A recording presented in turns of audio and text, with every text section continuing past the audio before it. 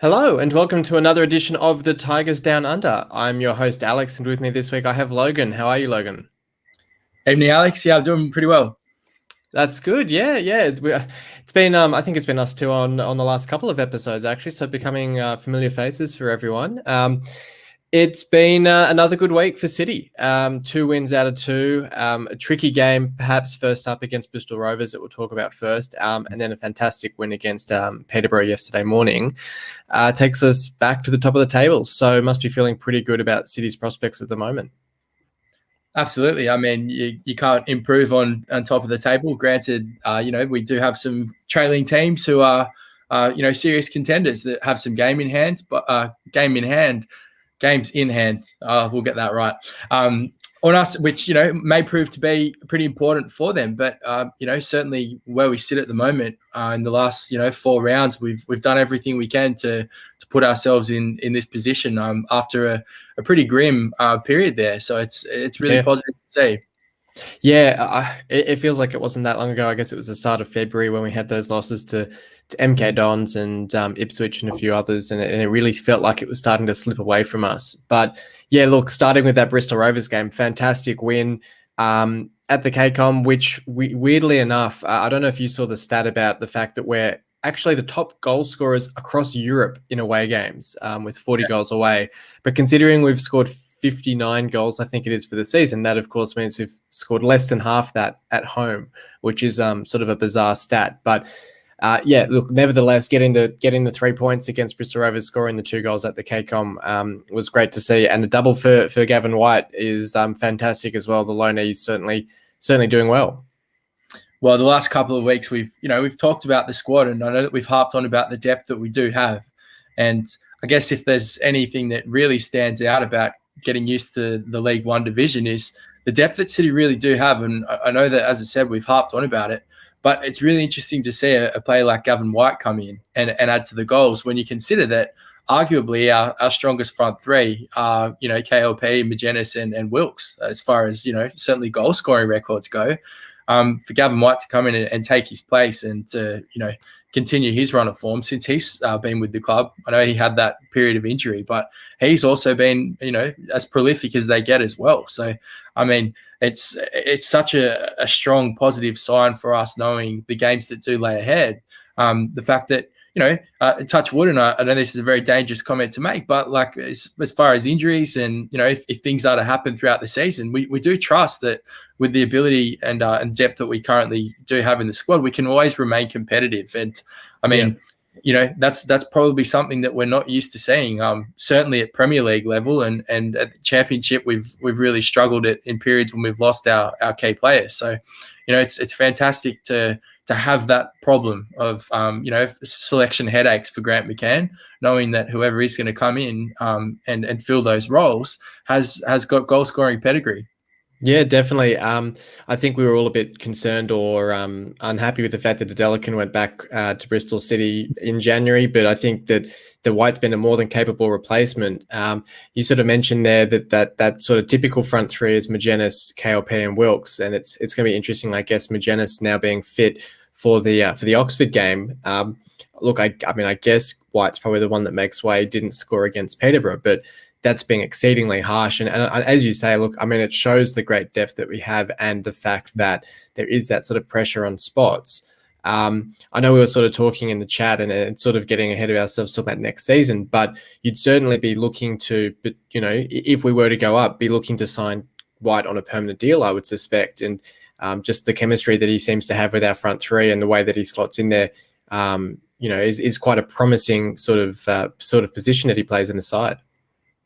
Absolutely. And as you said, you don't like to get too far ahead of yourself. And I guess that the challenge of a championship season is one that has a totally different look to it. But from everything that we've seen so far, Gavin White certainly looks capable at this level. And, if he can make the step up to championship, certainly as a squad member, then, by all means, he is the type of player on our shoestring budget, I guess, that would be a positive addition, to the club. So, great to see. But again, there's still a lot can happen in the remaining games, and we know that. Yeah. And another player who's certainly showing his worth at this level is Malik Wilkes. Fantastic assist for that first goal for White. I have no idea how he kept the ball in play in that passage. Some great strength from him there, and also involved in the build up for the second goal as well. So we'll talk in a second about the Peterborough game where again he scored. He got on the score sheet, but look, he's having a tremendous season, and he's up for Player of the Month for February as well, which is well deserved. Absolutely. I can't remember the statistics. I think it might have been maybe 6 goals in the last month or something ridiculous like that. But we know that we talked about it last episode too.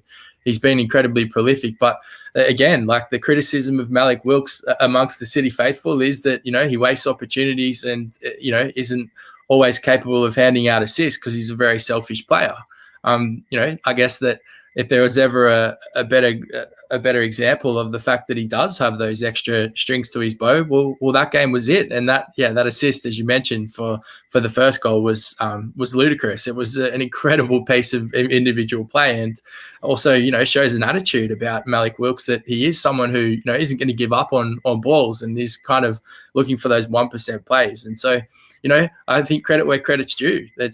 It's very easy to throw shade on social media and be frustrated when you're watching from the comfort of your lounge chair at home. But Malik Wilkes has clearly worked on those areas and answered the critics in some really positive ways. And that's great for us to see. Yeah, definitely, and I do hope, as you say there, it's very easy to throw that shade, and he does seem one of those players where when he's out of form, he's a very easy target for a lot of City faithful. I do hope that. Hopefully he's never out of form, but the next time he has that sort of down period, that the City faithful do remember just how good he can be for us, and kind of cut him a little bit of slack if he goes a couple of games without getting involved in the goals, would be good. I guess not a whole lot more to say about this game. I think it was interesting as well with the, I don't know if you saw the comments from Joey Barton. I think it might have been before the game around our budget. And, of course, City won. They've got the biggest budget in the league and all that sort of thing. He seems to like his mind games. I know he was talking about his record against Grant McCann as well, trying to very much make it about himself, not about his side, which I guess is sort of typical Joey Barton as well. But good to put him in his place.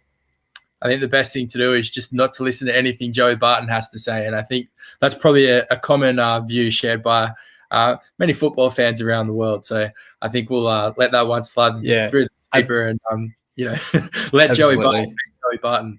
Yeah. Well, look, my MVP votes for this game, just before we head on to the Peterborough game, I had to go for White for the 3, just for the 2 goals and, looking a really great addition to that forward line on his return to it. I've gone Honeyman for the 2. I thought he was tremendous again today, and obviously got the assist for the second goal as well, which was a really unselfish bit of play from him, who we hadn't really talked about yet. And then Wilkes for the 1 vote for, as we said, that great assist for the first goal. Yeah, I think I wouldn't really, complain about that at all. I think I probably had it the other way around, where I was going to give Wilkes the 2 point and Honeyman 1. But I think either way, they were probably the 3 standout players. And, as we said, a really positive result. And, one of those games that we had to look at the table and go to a lower ranked team and a team that we should be beating, and to beat them in the fashion that we did in, a reasonably comfortable manner. It was great to see. So, And look, they've come out yesterday morning and they've won. I think they beat somebody 4-0. Was it Plymouth maybe? So they're certainly they've shown a bit of a resurgence under Barton. So I don't think that result should be just sort of justified as like, oh well, we should have beaten them. Like they're a side that are starting to trend upwards in their form. So it was certainly a decent win there. And it's certainly a great win was yesterday morning against Peterborough. We sort of talked on the podcast last week about how we sort of go into those games weirdly confident compared to the lower teams, and so it transpired. I mean, it was off to a rocky start. Greaves not with a great clearance to give them the chance to open the scoring, but the equaliser from Burke was a great sort of lobbed header, and then the deserved red card. I don't think there can really be any complaints about the red card, and then we just sort of ran away with it, which was the sort of typical City that we were hoping to see, as I tweeted out after the game. How did you see it? Yeah, absolutely. I think that the really interesting point for me in this, and I remember something in the commentary, they spoke about perhaps in the last 19 games that City had fallen behind, they'd gone on and lost the game or drawn, but they hadn't won from a losing position. And so, you kind of mentioned it being a horrible start. At 10 minutes after the game had kicked off, if you had have been told that City were going to win 3-1, you would have been mesmerised by that result, and you hardly would have believed it.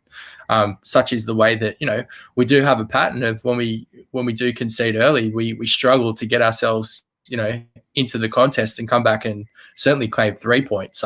Particularly against, as you mentioned, the team that were ranked first and were flying on an incredible run, and obviously it being away from home. Which seems to be more of an asset to us these days than a detractor. But that's Posh had only lost one game at home for the season, I think. So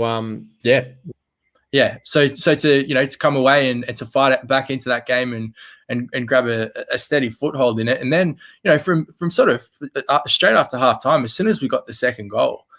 With Kane Lewis-Potter, you knew City were going to go on with that. I don't think there was ever a real sense of panic. And if that's the second best team in the division at the moment, and we're doing that to them away from home, I think that speaks volumes to where we're at. I know that last week when we previewed this game, we said that the statement beating Peterborough would send to the rest of the competition, but I didn't expect it to happen in I guess the emphatic fashion that it did happen. Arguably that red card, was a pivotal point in the game, and you're not always going to have luck like that. And I guess follow that up with a penalty that we ended up capitalising from. But I mean, you would be really hard pressed to make an argument that Peterborough were a better side, and if we can do that to those other teams in the top six, that is incredibly positive signs for where we actually sit as a yardstick in comparison to the rest of the league.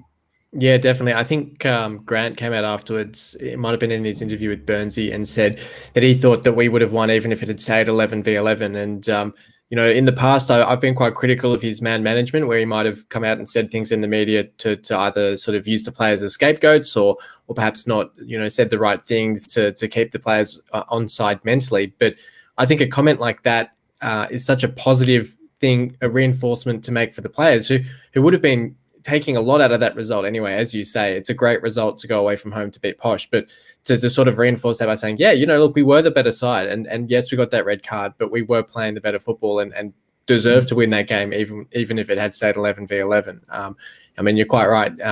I think probably once Burke got that equaliser, or even slightly before that, we were starting to get on top in that game. It was really just that first 10, 15 minutes that we were off to that sort of shaky start in that one. But no, look, I thought it was a fantastic display from the boys.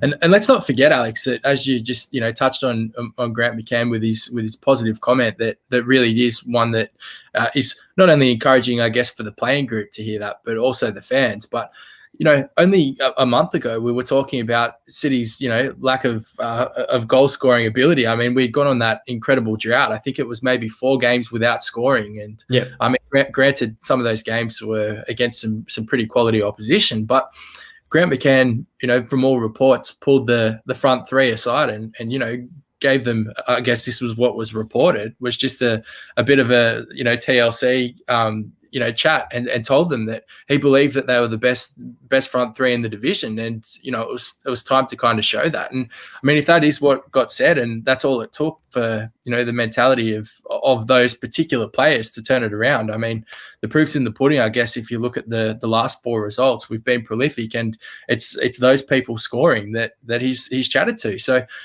look, we like to criticize Grant McCann. I know that we've talked at length about how uncharismatic he can be, and some of the decisions that he's made, and some of the comments in the media. You sometimes scratch your head and go, what's this guy actually doing to endear himself to the fans? But I know it's easy to make these comments when we're winning, but it actually does seem to suggest somewhat of a turn in perhaps his attitude and a response from the players.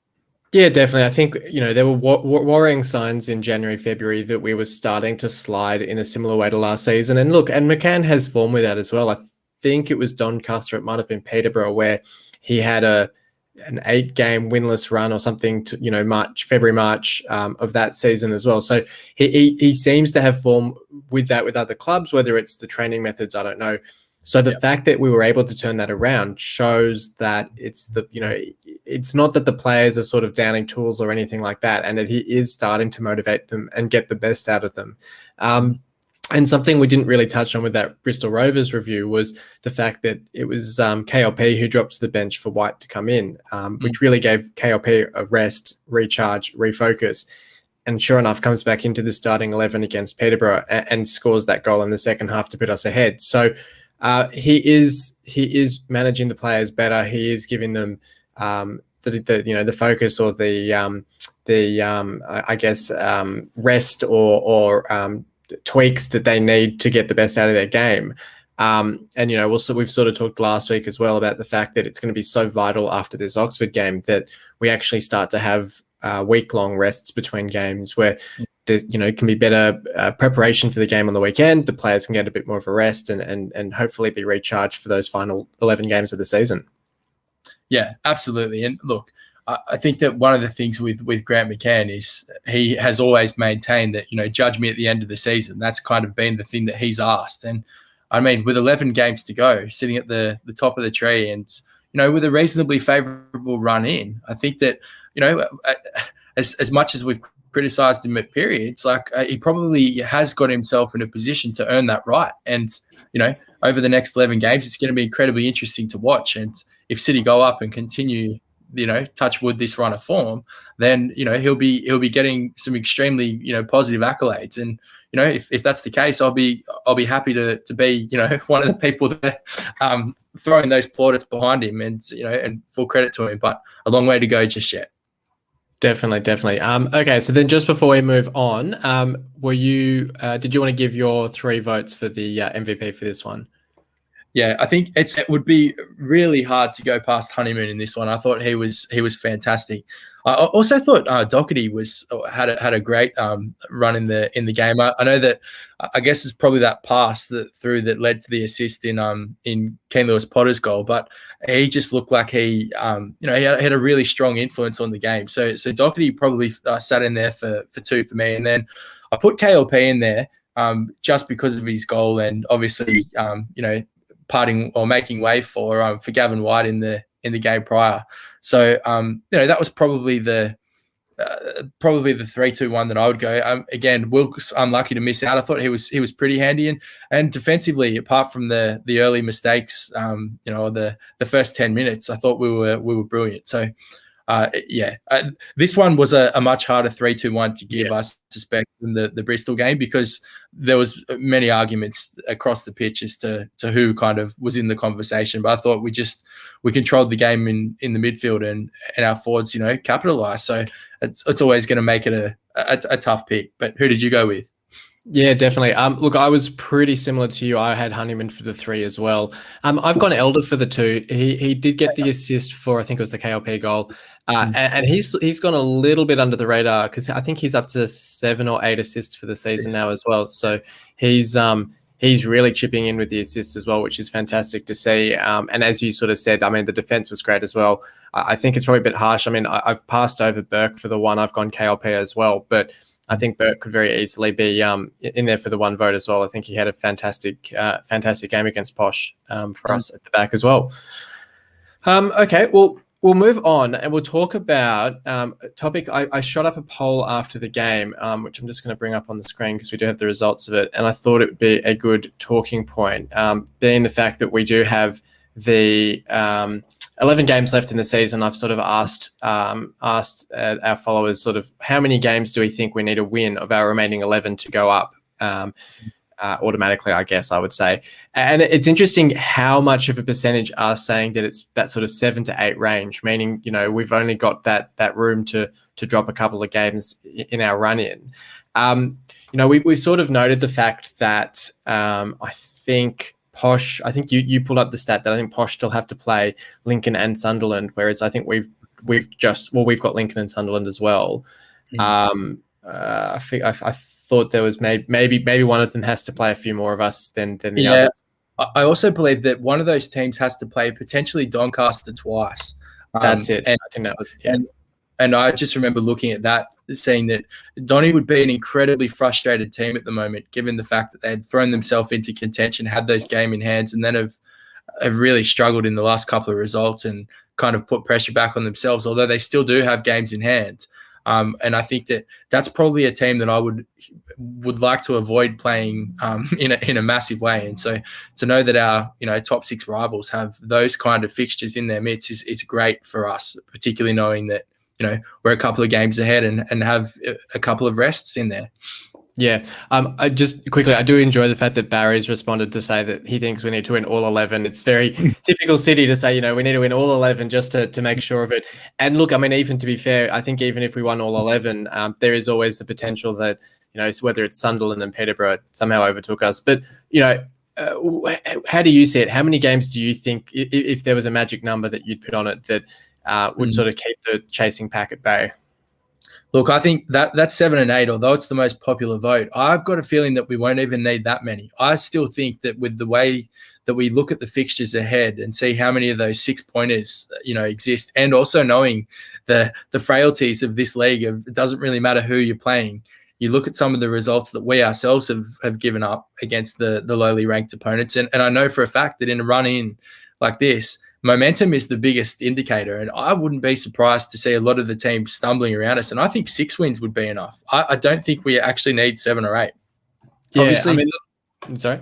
I think if you get the 7 or 8, it's a really safe number. And I think that if that's what you're asking, I think 7 or 8 actually does it mathematically. But I suspect, given the fixtures around us, I think 6 would end up being the magic number that would get us across. Assuming that 2 of those teams around us don't go on, a huge run of games and put 7 or 8 wins back to back, which again is possible. Yeah, definitely. I mean, looking at the fixtures to come, obviously we've got the Oxford game this weekend that we'll talk about in a second. But then you look at the next few games, we've got Shrewsbury, Gillingham, Crewe, Northampton and Plymouth. I mean, even you could throw in Fleetwood there. So the next 6 after that.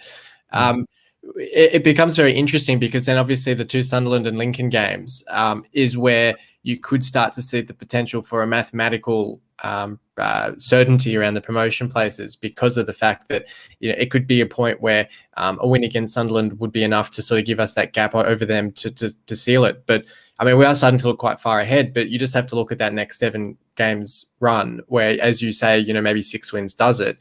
It starts to put into perspective that maybe it's a case of, okay, obviously we go out, win every game that we can.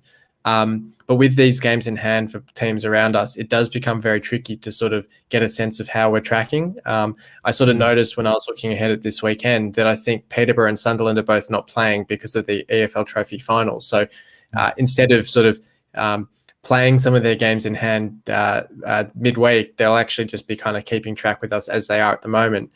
Which is a bit frustrating. It makes it really difficult to get a sense of how we're going. But, as the point was made last week, I think it's better to have the points in the bank at this stage of the season rather than be, playing week in, week, or, every 3 days trying to, catch up to us.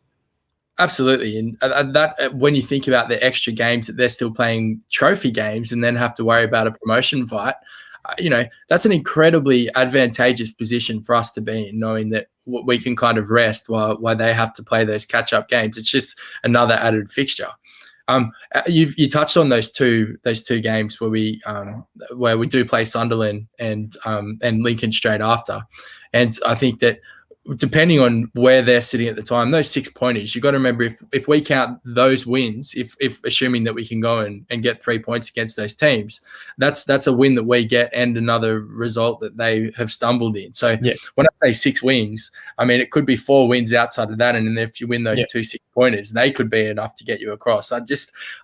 We've just seen this time and time again. And we also know that City never do things the easy way. So us speculating that could be a promotion game for us with 3 or 4 rounds to go, I think is hugely optimistic, knowing the track record of City. However, with all the signs and I guess looking at the squad that we do have and the form that we're in at the moment, it's certainly what we have to be looking for. We need to be aiming. And I mean, I guess there could be another argument made that some of those teams that we do face in our run-in will be battling to stay up. They'll have a battle of their own. And so you never want to meet a a relegation survival team as well, I guess they can be just as damaging. So every run in creates a whole host of challenges. But when you do look at ours, it is a rather favourable one. Yeah, look, I mean, it's Wigan the game after Lincoln, which, as you say, they're the sort of side. I think they had a 4-1 win yesterday morning as well. So they're a side that you'd certainly want to be sewing up promotion against a Lincoln rather than be needing a result against a Wigan, as sort of counterintuitive as that is to say. And look, I'm probably optimistically looking at that Lincoln game. It's a midnight game here in Australia. Which certainly gives the opportunity to get out and watch the game at the pub and hopefully be seeing a promotion. It's sort of the optimist in me that's sort of hoping that's the fixture that does it for us. But look, it's still a long way off. I think as Mike was saying in the chat, I think it was this morning or yesterday, I think this time next week we'll have a much clearer picture of where things stand, just because of the fact that those catch-up games will start to be being played. And then obviously just the very fact that we'll be, a game closer to the end of the season where, look, if we get another 3 points on the board, it goes a long way to securing that promotion. Yeah, absolutely. And I think that, again, remember the message that's been sent by beating Peterborough and seeing teams like Portsmouth now that are really starting to have struggles of their own. Doncaster the same. It's, some of these teams are going through the challenge, I guess, that we, were facing a month ago. And I guess that kind of shows or points towards the fact that we've been able to turn it around. And the challenge for those teams is they've got to actually get out of their ruts to find any, sort of momentum. So, I mean, I would rather have faltered when we did falter and be turning it around at this stage, because, as I said, momentum seems to be the most important, indicator heading into the run. But I'll tell you what, we've got a very exciting last couple of months of football. And as you said, if we can get to the pub and celebrate a League One promotion at midnight at Cheers, then, what better way to do it? Absolutely. Well, before that, we do have Oxford this Sunday morning. We drew 1-1 with them last time. I think from memory, was it Doherty who got the equaliser? It might have been his first goal for the club in that one. Yeah. And they were one of the form sides of the division not too long ago, but they've only managed 1 win in their last 5 themselves. So they're a side that perhaps a couple of weeks ago might have been seen as a much trickier proposition than they are now. I think the risk is always, and look, we've been sitting here just now talking about how many wins we need for promotion, and I guess the worry is, or the concern would be that hopefully the players don't sort of take their eyes off this fixture too much and start to look too far ahead. I think the players need to stay focused for this one, and I guess my only concern would be if they sort of take their eyes off it a little bit and get a bit of a reality check in this fixture. Yeah, look, Oxford are still a team that scare me. If you look down the fixture, you see how kind of the current table. Sorry, you see how congested it is in that middle part, and you see the kind of the dogfight for those final playoff spots. But the momentum that Oxford had earlier on in the season, when you consider how poor their beginning was, they really turned it around. And as it stands now, they're only 1 win outside of the 6, and they're still a team that scare me greatly. I know that we weren't impressive against them last time. We were lucky to get a point. And, although we'll be welcoming them to the KCOM, I am wary of Oxford and do kind of have them as my dark horse outside of the 6 at the moment, that really would not be surprised to see them, find some more momentum and sneak into the playoffs. Yeah, definitely. And, sort of at the same time as we're playing Oxford, Lincoln have Rochdale, who are sort of dead last with 4 losses in a row. So, try not to look too much at the teams around us, but it is that sort of game where, it's extra important to get that win against Oxford, so that if Lincoln are to pick up the 3 points, they're not closing in too much on us in that one. But look, how are you seeing this one panning out? I mean, we sort of talked about perhaps momentous will come back into the side for White, I guess, straighten up the front 3 a little bit, or how do you see any potential changes to the side? I'm not too sure about changes to the side. I think that you can see clearly now that Grant McCann is probably more willing to use a bit more of his squad, particularly in the games where we get a lead. And I mean, it's been kind of a nice problem to have. You've seen a bit more of the bench being used in the last couple of fixtures because we've found ourselves in comfortable position. So how he chooses to start, I actually don't even really want to hazard any kind of guess. But as I said, it's a wary fixture. What I do like, and what I guess is probably the the thing that I've seen from City in recent weeks is one of the I guess the arguments that could have been made about City towards the start of the season, certainly before Christmas, was if you shut our fullbacks down, you kind of shut us down.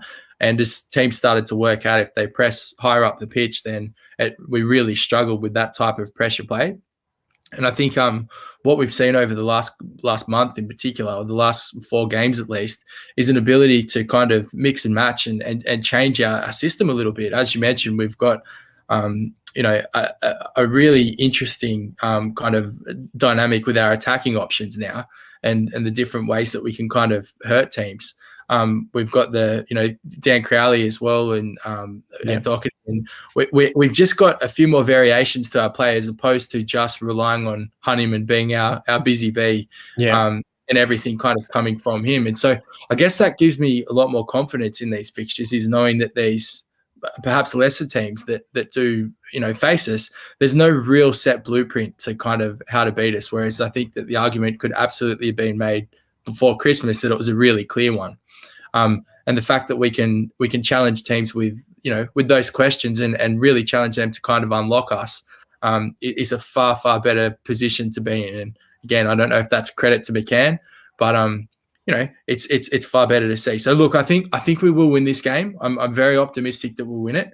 I'm expecting another kind of similar fixture to that of Bristol. I think it will probably get away with it 2-0 or thereabouts. But I'm wary of a wounded Oxford, because I do still have them as special. So let's what's the terror slogan? Be alert but not alarmed. I think that's a good way of summing up my feelings towards this fixture. Very nice. Yeah, look, I'd back us to win 2-1. I think we will kind of get that shock where I don't know if Oxford will necessarily take the lead. I think maybe they'll peg us back after we've taken the lead in this one, but I can see us winning it. But I am slightly concerned, just coming off the highs of that Peterborough game, that we stay focused and remain alert and pick up the 3 points in this one. I do like the busy bee analogy for Honeyman. I know he's sort of been coined as the honey monster by a lot, but I do like busy bee. We had Jared Bowen as the star man, and we've got the busy bee in midfield as Honeyman. I like that. But look, hopefully another great game. I know there's some sort of injury doubts around. I think it was Coyle and Alfie Jones. I think McCann wasn't too fussed on those, so hopefully both players pull up for this one. And I'll probably back a 2-1 win as well. Yeah, again, you've just spoken then with if Coyle was to pull up lane, then Josh Emmanuel goes in, and so that's the solutions and the kind of the options and alternatives that we do have. Just I can't really remember a time with being a City fan of actually feeling confident about what's on the bench and the kind of resource that we can draw from. Usually we've kind of got our star players that are in form, and if we get an injured striker or one of our key players is out, then we almost feel like the wheels have fallen off, like when Geordie Device got injured in the championship season and things like that. So it's a great problem to have, but it's about making sure that we use what we have well.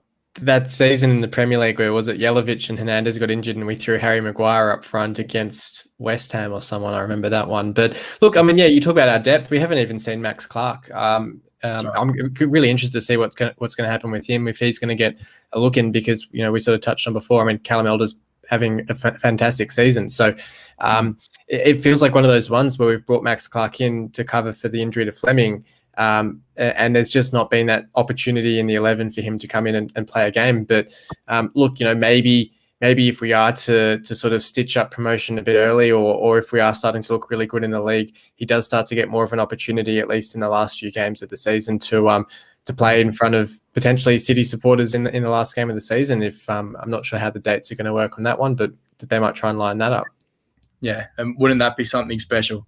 I guess one thing as well, Alex, that we haven't touched on yet, and before we go, it is probably worth mentioning Thomas Mayer getting injured in that 20 game and being out for the season. I know that arguably that's not a huge loss as far as the first team go, and he didn't really see too much time in the first team. He had that really positive start, and it was, I remember, he seemed very promising. yeah, some great balls into the box, and we're commenting on how promising his ability to cross the ball was, and how he gave us that extra dimension. And then he seemed to have fallen off the wagon pretty quickly, and has had his run with injuries. But picking up that injury and being out for the season, be interesting to see what happens with him. Contractually, but was that a 1 year deal, or I can't remember? I'm pretty sure it was. I may have even been a loan spell. I remember it kind of was one of those signings that took us by surprise. It came out of the blue, and we knew that there was an international winger coming in. But I guess that if you had have guessed that, then it would have been some kind of absolute wonder lottery pick. Yeah. But fair play to him, and we do wish him a speedy recovery. And it's interesting to see what happens with him in the inner city shirt. Absolutely, yeah. Look, he was looking quite promising in those first few games. It obviously hasn't kicked on as well as he would have hoped for. So it's always unfortunate getting a season-ending injury. I think it was a broken leg or something like that. So it could actually be quite serious. I don't know quite how long he's expected to be out for, but look, wishing him a speedy recovery, and hopefully we see him back out in a black and amber shirt next season. That's an unfortunate one, but look, it's a short podcast this week. I think it might be the first time this entire season that we haven't had back-to-back games on the midweek. We've finally got a midweek off. So we've just got the weekend game to look forward to. So it's been a short and sweet one, but thank you for joining me. No, my pleasure. It's good to chat. No worries. And then look, thank you everyone for listening in as well. Hopefully we can go out and get those 3 points against Oxford to keep on up the top of the table and keep the HMS Pistol League carrying on for another week at least. So until next time, come on City.